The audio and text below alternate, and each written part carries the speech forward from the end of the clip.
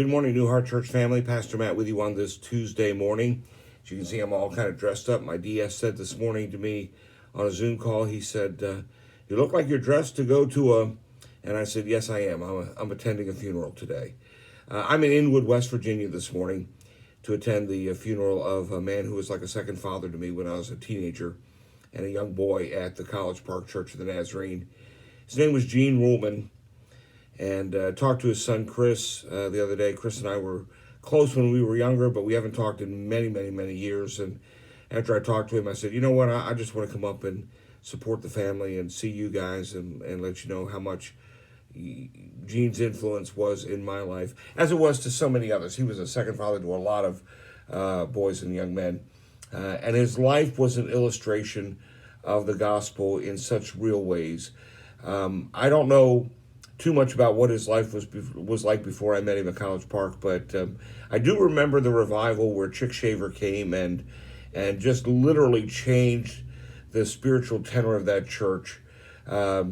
Gene was one of the men who came to the altars. Charles Inslee was another. My dad was the third, and they really got on fire for God there in the church. And Gene just became, a spiritual mentor to so many of us. And I pray for his family, grieve for his family, the loss that they are feeling this day.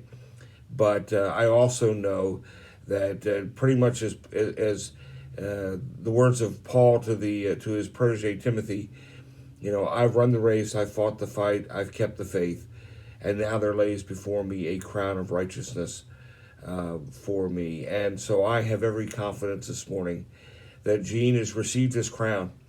He has received his rewards. He's heard, well done, good and faithful servant. And I would encourage you this morning, that's what we're all striving for. We may not be Gene Ruhlman's, we may not be Billy Graham's, but we just don't know whose life we will have an influence on.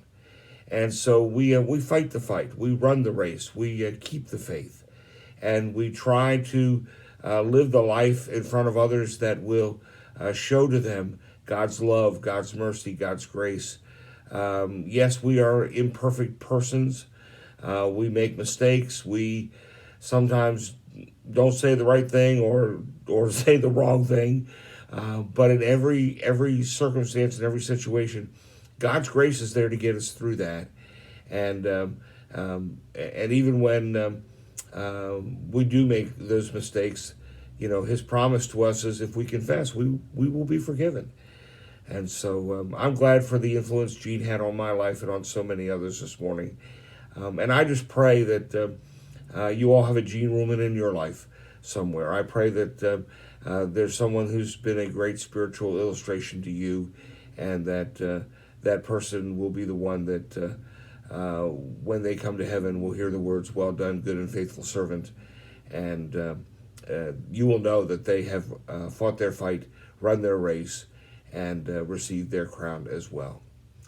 We won't have a Wednesday night prayer gathering this week because we will have a Friday night Good Friday service, and it will be on YouTube.